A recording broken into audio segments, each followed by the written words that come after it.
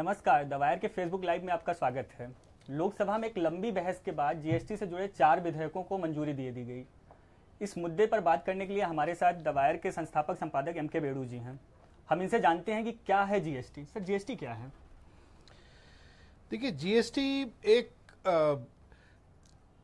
Consumption tax जिसे कहा जाता है, जो स्टेट में जिसे पहले सेल्स टैक्स कहते थे हम, और वैट कहा करते थे, और जो केंद्र में जो एक्साइज ड्यूटी जिसे बोलते थे, तो अब क्या हो रहा है कि ये अलग अलग रेट्स में लगती थी। सेंट्रल एक्साइज ड्यूटी जो सामान जो बिकता था उस पर एक लगता था, जो उपभोक्ताओं को देना पड़ता था, और स्टेट्स में अलग अलग किस्म के टैक्सेस लगते थे, और एक एंट्री टैक्स भी लगता था। आपने देखा होगा कि आप एक स्टेट से दूसरे स्टेट जाते हैं तो ट्रकों की लाइनें खड़ी रहती थी, तो वो एक एंट्री टैक्स लेने के लिए लगती थी। तो उस वजह से ये कहा जाता था कि जो हिंदुस्तान में जो 29 स्टेट हैं और 3 यूनियन टेरिटरीज हैं, तो ये एक किस्म से हर एक स्टेट अपनी अपनी एक टैक्स अपने लेवल पे अपने हिसाब से जो गुड्स में और सर्विसेज में अपने हिसाब से टैक्स लगाती थी। तो इस अलग अलग टैक्स की वजह से ये माना जाता था कि हिंदुस्तान एक किस्म से एक कॉमन मार्केट की तरह बिहेव नहीं करता था। तो इसमें एक किस्म से एक एफिशिएंसी लाने के लिए जीएसटी एक व्यवस्था जीएसटी ये क्रिएट कर रहा है, जिसमें जो एक गुड हो, जैसे कार हो, उस पर एक ही टैक्स लगेगा सब जगह और पूरे भारत में। और उस टैक्स को सेंटर और स्टेट्स आधा आधा डिवाइड कर लेंगे अपने हिसाब से। इससे पहले क्या हो रहा था कि दिल्ली में जैसे एक मारुति गाड़ी है, दिल्ली में उसमें एक टैक्स लग रहा है, साथ वाले जो हरियाणा पंजाब में वो कोई और उसमें टैक्स कम लगा रहे हैं, क्योंकि हरियाणा पंजाब में कम लगता था, लोग हरियाणा से खरीद के दिल्ली गाड़ी ला रहे थे। तो इस वजह से हरियाणा की आमदनी बढ़ती थी पंजाब की, और दिल्ली की कम हो जाती थी। तो एक किस्म से जो सारे जो केंद्र सरकारें जो सारे जो स्टेट्स जो थी, राज्य सरकारें, वो एक किस्म से टैक्स कंपटीशन करती थी कि कौन सबसे कम टैक्स लगा के दूसरे राज्य से बिजनेस पूरा अपनी तरफ खींच ले। तो अब ये होगा कि जीएसटी से ये सब नहीं होगा। अब जीएसटी में एक टैक्स लगेगा गाड़ी पे, या जो भी कोई भी माल हो जो बिक रहा हो, और उस टैक्स को केंद्र और राज्य सरकारें एक फॉर्मूला के तहत उस टैक्स की आमदनी को डिवाइड कर लेंगे आपस में। तो इससे क्या होगा कि एक कॉमन मार्केट क्रिएट होता है। तो इसका मेन उद्देश्य यही है कि जो अलग अलग किस्म की टैक्सें जो अलग अलग राज्य सरकारें जो लगा रही हैं, उसको हटा के, उसको सरल करके और एक टैक्स लगा के और केंद्र और राज्य सरकार उसको किस तरह लागू करें, और उसको आपस में उसकी जो आमदनी डिवाइड कर लें।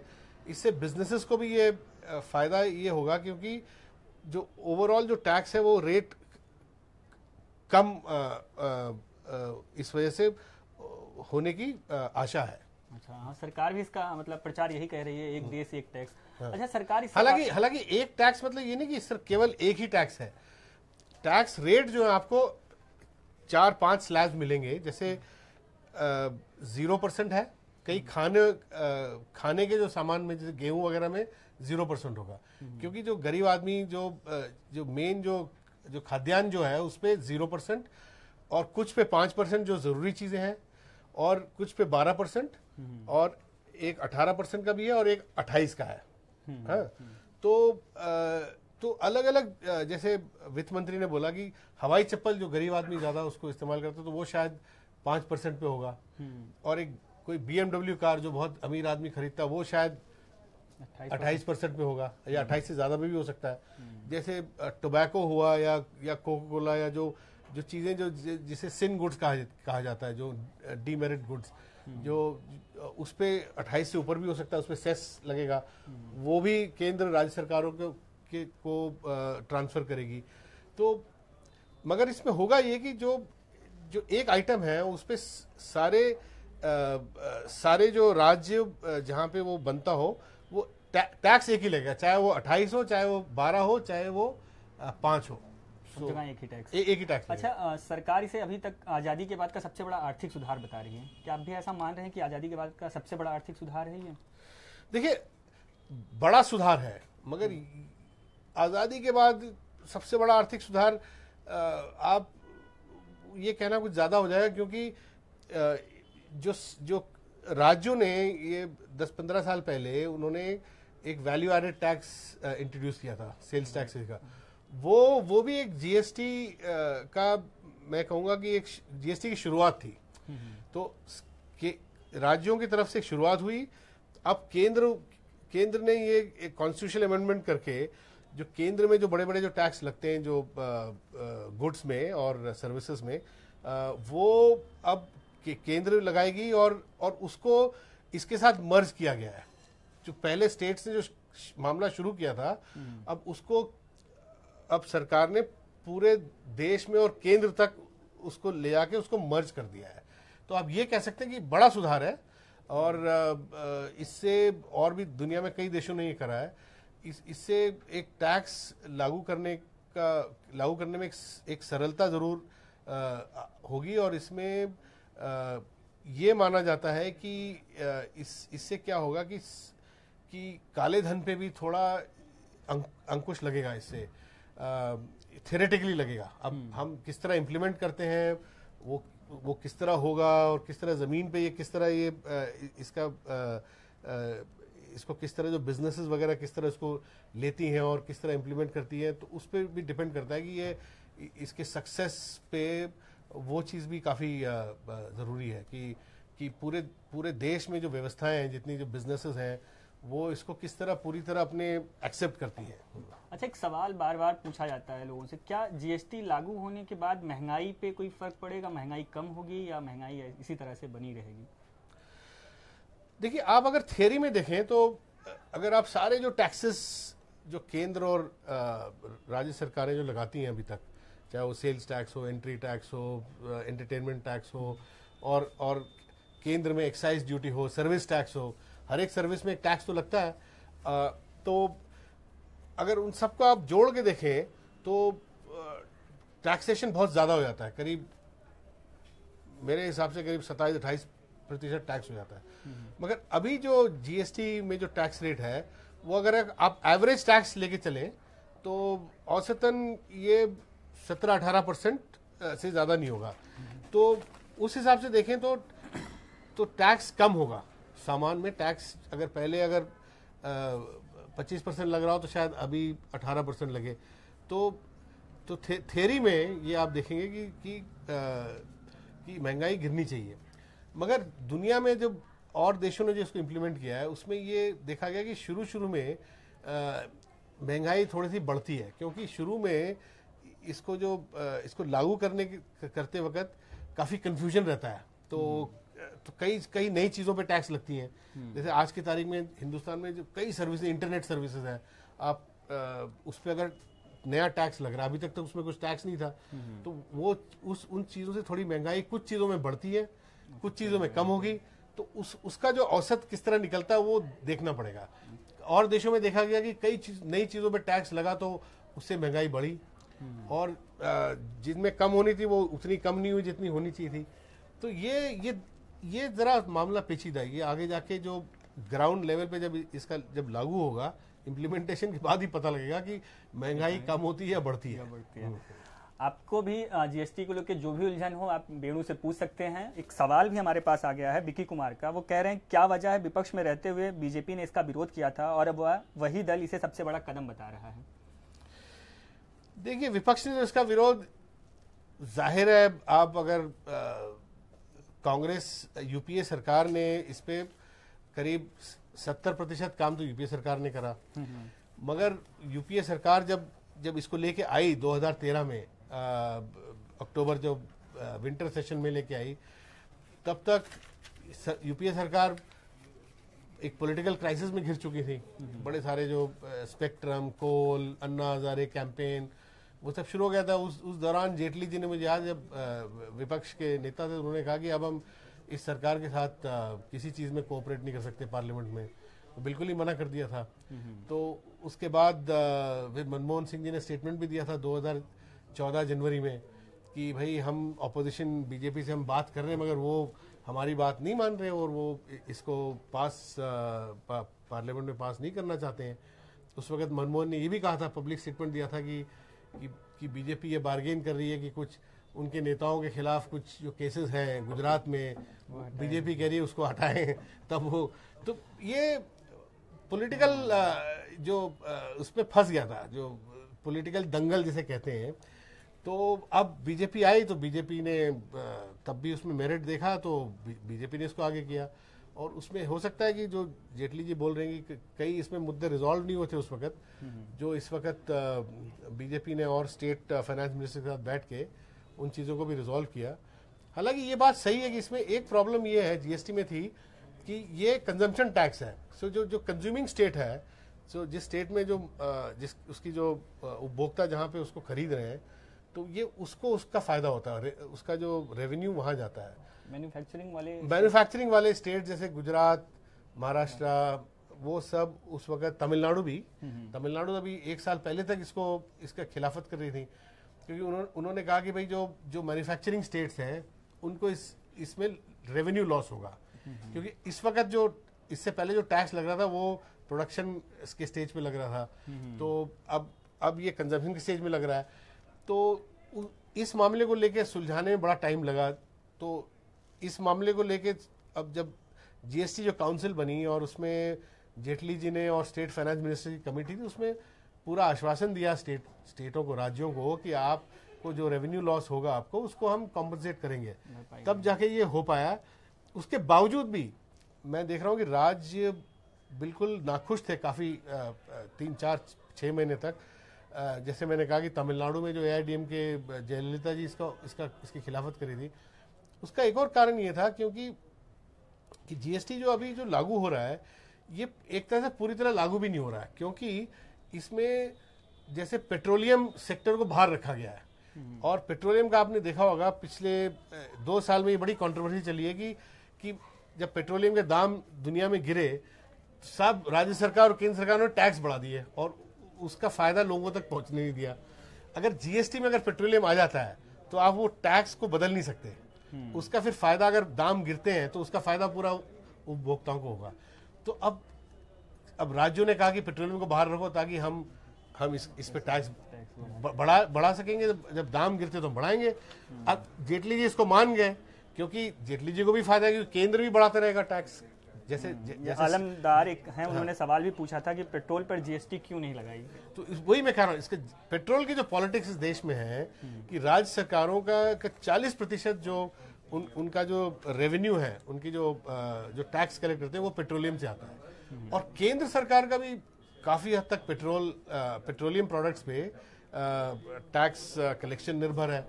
तो जेटली जी ने एक तरह से डील कर ली राज्य सरकारों के साथ कि ठीक है, आप भी पेट्रोलियम में अपना टैक्स बढ़ाते रहिए, हमें मौका मिला हम भी बढ़ाएंगे, जब दुनिया में दाम गिरेंगे तो हम टैक्स बढ़ा लेंगे और हमारा भी रेवेन्यू बढ़ेगा, आपका भी बढ़ेगा। तो इसको अभी लाने की जरूरत नहीं, इसको बाद में देख लेंगे। तो एक तरह से ये मेरे हिसाब से ये थोड़ा ये नेगेटिव कॉम्प्रोमाइज है। ये सकारात्मक नहीं है ये जो कॉम्प्रोमाइज। अच्छा, और दूसरा एक और, रियल एस्टेट को बाहर रखा गया है। रियल एस्टेट, क्योंकि लैंड जो है स्टेट सब्जेक्ट है और अभी भी राज्य सरकारें रियल एस्टेट को इस पे लाना नहीं चाहती। और इससे नेगेटिव इसका इम्पैक्ट ये है क्योंकि जो काला धन जो है सब काफी हद तक रियल एस्टेट से जनरेट होता है। अभी इन्होंने नोटबंदी करी थी, वो तो सिर्फ कैश किया था ना। कैश तो सबको पता है, जो टोटल ब्लैक मनी स्टॉक है उसका केवल 6% है। रियल एस्टेट कहीं ज्यादा होगा उससे, मेरे हिसाब से 30-40% होगा रियल एस्टेट में काला धन छिपा हुआ। रियल एस्टेट को अभी तक लाया नहीं उन्होंने। तो ये भी मेरे हिसाब से एक बहुत बड़ा कॉम्प्रोमाइज है। ये भी डील कर ली है केंद्र ने राज्य सरकारों के साथ। अब इसको ये कंसेंसस बता रहे हैं, पॉलिटिकल कंसेंसस। मैं इसे कहूंगा कि इन्होंने डील कर ली कि भाई आप पेट्रोलियम और रियल एस्टेट को आप छोड़ दीजिए, इससे हमें कमाने दीजिए, आप भी कमाइए, तो दोनों मिलके खुश रहेंगे। अच्छा सर, कल वीरप्पा मोइली ने जब इसकी शुरुआत की थी विपक्ष की तरफ से जीएसटी पर बोलने की, तो उन्होंने कहा कि ये कांग्रेस सरकार की योजना थी और 10 साल पहले हम अगर बीजेपी हमारा सपोर्ट करती तो हम ला देते हैं। ऐसा एक सवाल आया रति सक्सेना का, वो कह रही है भाजपा कांग्रेस के पद चिन्हों पर चल रही है, जीएसटी में नया क्या है, मतलब कांग्रेस से अलग क्या है जीएसटी में नया? देखिए, कांग्रेस मोटा मोटी जीएसटी वही है। अब ये कह सकते हो कि इस सरकार ने इसके जो कई जो पेचीदा जो इनमें मुद्दे थे, जो फंसने वाले मुद्दे थे राज्य सरकारों के साथ, उसको उन्होंने हटाया है बात करके राज्य सरकारों से, जैसे मैंने बोला डील करके हटाया है। अब कांग्रेस को अगर मौका मिलता कांग्रेस भी यही करती। तो मेरा ये मानना है कि कुछ बदला नहीं है। कांग्रेस भी पेट्रोलियम को नहीं लाती अंदर और रियल एस्टेट को नहीं लाती, क्योंकि राज्य सरकार उससे सहमत नहीं होते, कई राज्य सरकारें जो हैं। तो अब देखिए, अब बीजेपी धीरे धीरे 15 राज्य सरकारों में इनकी सरकार आ चुकी है। अगर इनको वाकई इनको रिफॉर्म करना है तो आगे जाके इनकी अगर और राज्य सरकारें बनती है तो इनको रियल एस्टेट और पेट्रोलियम को लाना चाहिए अंदर। वो देखते हैं मोदी जी को, अगर इतनी अगर पॉलिटिकल उनपे क्षमता है, करेज है, तो अच्छा, देखना पड़ेगा। और भी था कि इसको वित्त विधेयक के जरिए लाया गया, धन विधेयक बना के। सरकार क्या राज्यसभा में इस पर बहस नहीं करना चाहती थी, क्या कारण था इसको लोकसभा से ही पास करा के फाइनल कर दिया गया?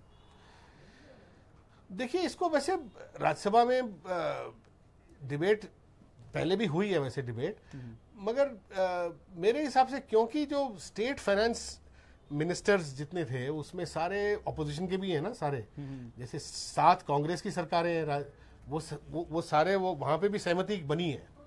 तो अगर कांग्रेस वाकई में अगर इसको अगर अपोज करना चाहती तो वो स्टेट फाइनेंस मिनिस्टर से कमेटी में उनके थ्रू अपोज कर सकती थी। तो एक तरह से स्टेट फाइनेंस कमेटी, जो स्टेट फाइनेंस मिनिस्टर्स की जो कमेटी थी, वो एक तरह से कंसेंसस बिल्डिंग बॉडी बन गया इसमें। तो इसलिए शायद लोगों ने इतना ऑब्जेक्शन भी नहीं उठाया कि राज्यसभा में आया नहीं है। तो और दूसरी बात है, ये जो कॉन्स्टिट्यूशनल अमेंडमेंट है ये, सो इसमें जो पहले सर्विसेज को केवल केंद्र टैक्स करता था, अब सर्विसेज भी स्टेट और केंद्र के बीच में डिवाइड होगा, और स्टेट्स भी टैक्स करेंगी और सेंटर भी करेगा। तो जैसे जेटली ने कहा कि जो जीएसटी काउंसिल जो है, इस पे जो पार्लियामेंट ने अपनी कुछ पावर्स वहां डाल दी हैं, जो केंद्र सरकार ने अपनी कुछ पावर्स वहां पे डाल दी हैं सरेंडर करके, और राज्यों ने कुछ पावर्स अपनी सरेंडर करके उस काउंसिल में डाल दी है। तो वो एक काउंसिल ही एक किस्म से पंचायत बन के इसकी इम्प्लीमेंटेशन में मदद करेगा, और जो भी आगे इश्यूज आएंगे इसकी इम्प्लीमेंटेशन में, वो सारी ये जीएसटी काउंसिल जो है वो तय करेगी, और उसमें सारे जो रिप्रेजेंटेटिव्स हैं वो सेंटर के होंगे और स्टेट्स के भी होंगे। जीएसटी काउंसिल में मतलब केंद्र और राज्य सरकार के वित्त मंत्री ऐसे कुछ लोग होंगे? मतलब नहीं, वित्त मंत्री नहीं, और भी कई मेंबर्स होंगे। हाँ। तो अच्छा सर, व्हाट्सएप पे मेरे पास जोक आया था कि जीएसटी काउंसिल को सबसे ज़्यादा तय करने में ये मुश्किल आएगी कि नारियल तेल जो है वो सर में लगाने वाला तेल है कि खाने का तेल है। ये क्या मसला है जीएसटी? नहीं, ये असल में जीएसटी में इनको ये और जगह भी जहाँ पे ये लागू हुआ था, ऑस्ट्रेलिया में जब 2000 में लागू हुआ था, तो उस दौरान में ऑस्ट्रेलिया में था जब ये, तो वहाँ पे बड़ा डिबेट चला कि आप चिकन पे एक रेट है, और जो बना चिकन लेग्स पे दूसरा रेट है, और जिस तरह आप कह रहे हो नारियल तेल जो सर खाने वाले पे एक रेट, सर पे लगाने वाले पे दूसरा रेट। उसका कारण ये है कि वो ये सब जीएसटी काउंसिल तय करेगी कि किस आइटम पे कौन सा रेट होना चाहिए। शायद ये तय करें कि भाई जो खाने वाला जो नारियल तेल है या खाने वाला सरसों का तेल है, उसकी वो गरीब आदमी ज्यादा करता है तो उस पर शायद 0% पे जाए, या उसका कोई बहुत ही जो बाल में लगाने वाला और थोड़ा महंगा वैल्यू एडेड जो मल्टीनेशनल कंपनी बनाती है, उस पर शायद उस पर 12% लगे, ये भी हो सकता है। तो ये सारे जो मामले ये जीएसटी काउंसिल तय करेगी। मगर होगा बस एक टैक्स, अगर एक स्टेट अगर दोनों मिलकर तय करते हैं, केंद्र और राज्य सरकारें, कि खाने वाले नारियल तेल में 0% लगना चाहिए, तो सारे स्टेट 0 लगाएंगे। अच्छा सर, एक आलमदार का सवाल है, क्या सभी राज्यों में विभिन्न वस्तुओं की कीमतें समान रहेंगी? ये भी एक सवाल रहता है बहुत सारे लोगों का कि क्या सारे देश में एक ही तरह के हम सामान खरीदने जाएंगे तो हम एक ही कीमत देंगे हर जगह? कोशिश यही रहेगी, क्योंकि जब जब टैक्स एक ही तरह का लगेगा और जो तो जैसे एक कंपनी एक जगह बना रही है सामान और वो सब जगह भेज रही है, तो अभी क्या होता था, जैसे अगर फैक्ट्री अगर नॉर्थ में है, आपके पंजाब में है, तो पंजाब में एक रेट होता है, और अगर आप उसको राजस्थान भेज दो, राजस्थान में दूसरा रेट निकलता है, क्योंकि वो एंट्री टैक्स पढ़ते पढ़ते पढ़ते वो अलग रेट होता है। तो इसमें कोशिश ये रहेगी कि रेट जो प्राइसेस जो हैं, ये इसमें एक समानता है। पूरे कॉमन मार्केट का अर्थ ही होता है, कॉमन मार्केट का अर्थ ही होता है कि अगर जो एक राज्य में जो रेट्स होती हैं वही चीज़ अब पूरे देश में हो। तो इससे जनता को फायदा रहेगा कि नुकसान रहेगा? मतलब मुझे लगता है कुछ चीजें दिल्ली में महंगी मिलती हैं, अगर यूपी में सस्ती मिलती हैं, तो यूपी की जनता उसका उपभोग उस हिसाब से करती है, दिल्ली में उसका उपभोग करने का रेट दूसरा हो सकता है। वो एक्चुअली ये थियोरेटिकली ये अभी भी हो सकता है, अगर अच्छी तरह अगर इम्प्लीमेंट करें जीएसटी को, और बिल्कुल स्ट्रिक्टली इम्प्लीमेंट करें, और सारे जो प्राइसेस पे और जो इनपुट कॉस्ट और वो सारी चीज़ों पे अगर पूरी तरह सरकार अगर अंकुश लगा के रखे, तो आपको एक समान प्राइस मिल सकता है। यूपी और दिल्ली में ज़्यादा फर्क नहीं होना चाहिए। अच्छा सर, इसमें राजस्व का बंटवारा कैसे होगा? जो मतलब धन आएगा वो केंद्र और राज्य सरकार कैसे बांटेंगे आपस में? अभी तक तो मेरे ख्याल प्लान ये है कि आधा आधा बांटेंगी। तो जैसे कि अगर आप मान लीजिए, जैसे गाड़ियों पे अगर एक रेट लगता है पैसेंजर कार्स पे, मारुति पे, तो वो उस पे जो कलेक्शन होगा वो एक सेंट्रल एक लेवल पे कलेक्ट होगा, और एक किस्म से एक जीएसटी नेटवर्क बनेगा। एक जीएसटी नेटवर्क एक किस्म से एक सुपर कंप्यूटर की तरह होगा, जिसमें सारे जो लोग अपने जो रिटर्न्स फाइल करते हैं, जैसे हम टैक्स रिटर्न फाइल करते हैं, तो कई लाखों बिजनेसमैन वो अपना जीएसटी रिटर्न फाइल करेंगे कि उन्होंने ये टैक्स दे दिया अपने जो वैल्यू ऐड में। तो वो सारी चीजें एक जगह इकट्ठा होगी, और फिर उसका बंटवारा होगा राज्य सरकारों और केंद्र के बीच में। तो उस तरह होगा। उसमें भी मतलब बहुत पेचीदगियां रहेंगी। जैसे अगर मान लीजिए कार बनती है हरियाणा में और सबसे ज्यादा बिकती है उत्तर प्रदेश में, तो उत्तर प्रदेश को ज्यादा पैसा मिलेगा कि हरियाणा को ज्यादा पैसा मिलेगा? तो उसी चीज को जो वित्त मंत्री ने बोला है कि जो जीएसटी से जो कंज्यूमिंग स्टेट है, उत्तर प्रदेश को ज्यादा फायदा होना चाहिए थियोरेटिकली, क्योंकि वो कंज्यूमिंग स्टेट है। और जो प्रोड्यूसिंग स्टेट है, जैसे दिल्ली या गुजरात, दोनों जगह मारुति बनती है, उनको नुकसान होना चाहिए। तो ये गुजरात का यही पॉइंट है। जब मोदी जी गुजरात के चीफ मिनिस्टर थे, वो इसकी खिलाफत कर रहे थे, क्योंकि वो कह रहे थे कि भाई हमें नुकसान है। मगर उसका समाधान ये निकला है कि जेटली जी ने बोला है कि जो जब पूरा इकट्ठा होगा, और जो फिर हम जो सेस चार्ज करेंगे जो टोबैको और जो लग्जरी गुड्स पे, उसको फिर हम कॉम्पनसेशन के तौर पे उन स्टेट्स को देंगे जो मैन्युफैक्चरिंग स्टेट्स है, जिनको इस जीएसटी ये कंजम्पशन टैक्स में जिनको थोड़ा नुकसान हो सकता है। जैसे भी आंध्र प्रदेश ने, कल मैं देख रहा था लोकसभा में, आंध्र प्रदेश के जो कई पार्लियामेंट मेंबर्स, उन्होंने कहा, लोकसभा सदस्य, उन्होंने कहा कि भी हमें तो 4,000 करोड़ का लॉस है, अगर आप लेके चले जो अब हमें अभी जो हमारी आमदनी है रेवेन्यू और जीएसटी के बाद, तो फिर वो मेरे ख्याल वित्त मंत्री ने कहा कि भाई तो आपको कॉम्पनसेशन मिलेगा, उसमें कोई चिंता, ये बोल रहे हैं। मगर ये जब दुनिया में क्या एक्सपीरियंस है, कनाडा में जीएसटी लागू हुआ था कई साल पहले, और कनाडा में भी इसी तरह के जो एग्रीमेंट्स हुए थे कि इस तरह से डिवाइड होगा रेवेन्यू, मगर कुछ स्टेटों को वो रेवेन्यू मिला नहीं, और उन्होंने कहा कि भाई आप ये एग्रीमेंट वायलेशन हुआ करके वो सुप्रीम कोर्ट चले गए केंद्र के खिलाफ। ये हुआ है कनाडा में। तो ये आगे जाके इस तरह की समस्याएं भी आ सकती, क्योंकि हिंदुस्तान में 29 स्टेटें हैं, और 29 स्टेटों को संभालना और बड़ा मुश्किल काम है, और हर एक स्टेट की अपनी अलग पॉलिटिक्स है। हाँ। ये भी आप देखेंगे, हमारा जो फेडरल सिस्टम है ये औरों से अलग है। ये कनाडा में तो खैर 4-5 स्टेट्स है, ऑस्ट्रेलिया में 4-5, उनको संभालना ज़्यादा इतना मुश्किल नहीं है।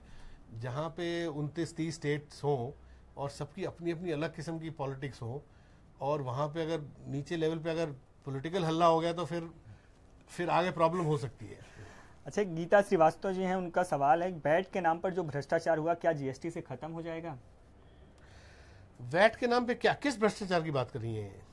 वैट हाँ, वैसे वैट से मैं ये नहीं कहूँगा कि भ्रष्टाचार हुआ। जब वैट जब इम्प्लीमेंट हुआ 2002 या 3 में, उससे राज्य सरकारों की आमदनी एकदम बढ़ी।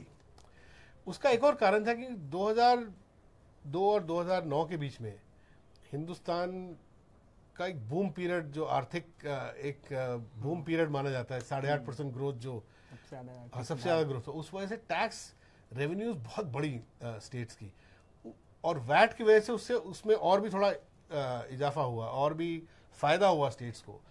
तो भ्रष्टाचार तो मैं नहीं कहूँगा, मगर ये जरूर है कि राज्य सरकारों ने उपभोक्ताओं के इंटरेस्ट के खिलाफ बड़े उन्होंने काम करे। जैसे कि पेट्रोलियम जब ग्लोबल दाम गिरे तो उनको देने के बजाय सेल्स टैक्स बढ़ा दिया। ये सबने बढ़ाया ये। यहाँ पे केंद्र ने भी एक्साइज ड्यूटी बढ़ा दिया। तो अब एक्साइज ड्यूटी और सेल्स टैक्स अब बराबर हो गया है।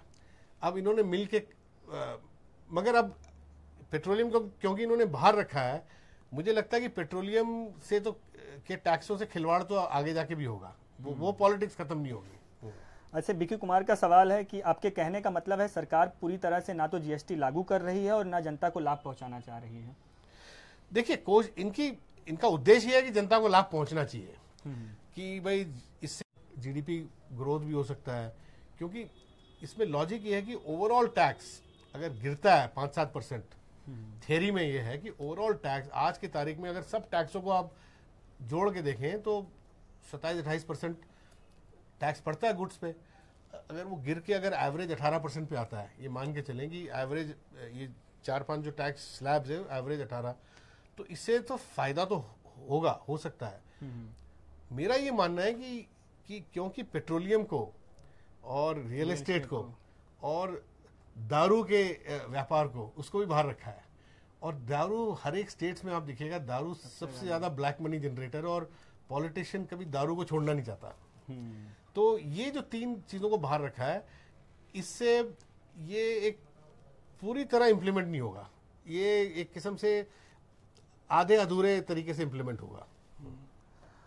सर, क्या ये कानून जम्मू कश्मीर समेत पूरे देश में लागू होगा या जम्मू कश्मीर अभी बाहर है? जम्मू कश्मीर भी बाहर है, क्योंकि जम्मू कश्मीर 370 के तहत उनका एक अलग स्टेटस है। तो ये सारे जो लॉज अभी जो कॉन्स्टिट्यूशनल अमेंडमेंट पास हुई, वहां पे रेटिफाई होना जरूरी है, तो तब तक वहां पे नहीं हो सकता। सर, परमिल जी हैं, उनका सवाल है क्या इससे मुद्रास्फीति की दर बढ़ेगी? मुद्रा दर तो नहीं बढ़ेगी। अच्छा, इन्फ्लेशन रेट की बात कर रहे हैं? इन्फ्लेशन रेट देखिए, मैंने आपसे कहा इन्फ्लेशन रेट ये किस तरह मोड़ लेगा, ये अभी कहना मुश्किल है। ये मैं केवल आपको दुनिया में जहां ये लागू हुआ उनका अनुभव ये रहा है कि इम्प्लीमेंट होने के 6 महीने 7 महीने जो शॉर्ट टर्म में इन्फ्लेशन बढ़ा है। अब ये देखना कि हमारी सरकार इन्फ्लेशन को किस तरह कंट्रोल करती है। अगर बढ़ता है तो कैसे कंट्रोल करती है। अगर बढ़ता है तो शायद इनको रेट्स कई जो सामान जो 28 पे शायद उनको गिरा के 12 पे लाना पड़े, जो 12 पे शायद 5 पे लाना पड़े। तो वो सब देखना पड़ेगा। सरकार के रेवेन्यू पे भी फर्क पड़ेगा। हाँ, रेवेन्यू पे फर्क। पर एक प्रॉब्लम ये है, इस वक्त जो जीएसटी इंप्लीमेंट हो रहा है, जब वैट इंप्लीमेंट हुआ था, मेरे हिसाब से जब वैट 2000 जब शुरू में इंप्लीमेंट हुआ था, आज से 15 साल पहले, तब फायदा उसका ये था कि अर्थव्यवस्था बढ़ रही थी पूरे दुनिया में, और हिंदुस्तान में जो औद्योगिक विकास दर और जीडीपी बढ़ रहा था। इस वक्त थोड़ा मेरे को लगता है कि स्लो डाउन है, ग्लोबल स्लो डाउन है, इंडिया में भी स्लो डाउन है। इंडिया में भी ग्रोथ पूरी तरह भी पकड़ नहीं रहा, तो अनएम्प्लॉयमेंट भी काफी हाई है। तो जो सिचुएशन है, जो आर्थिक जो व्यवस्था जो है इस वक्त, मुझे लग रहा है कि जीएसटी को अब्जॉर्ब कर पाएगी कि नहीं, ये देखना है। अच्छा, ऑस्ट्रेलिया और कनाडा के अलावा और कोई ऐसे बड़े देश हैं जिन्होंने मतलब लागू किया है? और भी किया है। तो अब यूरोप में वैट चलता है, जो यूरोपियन यूनियन है, वहां पे भी वैट रिफंड मिलता है। वहां पे भी एक किस्म से एक जीएसटी जैसा एक व्यवस्था है। चाइना में एक जीएसटी जैसी व्यवस्था है, मलेशिया में जीएसटी जैसी व्यवस्था है, सिंगापुर ने किया है। मलेशिया में ये प्रॉब्लम हुई थी, मैं आपको याद दिलाऊं तो वहां पे जो कंप्यूटर सिस्टम जो था, जो ये सारे जो सब चीजों को जो सारे जो फीड लेके वो सारा जो पेपर वर्क करता था और जो सारे जो रिफंड वगैरह का जो मामला दिखता था वो थोड़ा सा फेल हो गया था, उस वजह से उद्योगों को काफी टाइम तक रिफंड नहीं मिला। तो ये भी देखना पड़ेगा जो जीएसटीएन का जो ये पूरा जो नेटवर्क बनेगा, पूरा जो नेटवर्क जो है एक किस्म से एक बड़े सुपर कंप्यूटर में इसका पूरा एक इसकी व्यवस्था बनेगी। एक सुबूर अली खान है फेसबुक पे, उन्होंने सवाल भेजा, एक छोटा व्यापारी से कैसे समझे कि क्या बदलाव आया है और उसको क्या करना होगा, वैट से जीएसटी अलग कैसे है? देखिए जीएसटी में छोटे जो व्यापारी हैं, कई छोटे व्यापारियों को एक लिमिट इन्होंने रखी है कि लिमिट से ऊपर ही जीएसटी के आप दायरे में आएंगे। तो मेरे ख्याल वो लिमिट 10 लाख या मेरे ख्याल 20 लाख सालाना जो टर्नओवर है वो लिमिट है। उससे नीचे आएंगे तो आपको जीएसटी के दायरे में आने की जरूरत नहीं है।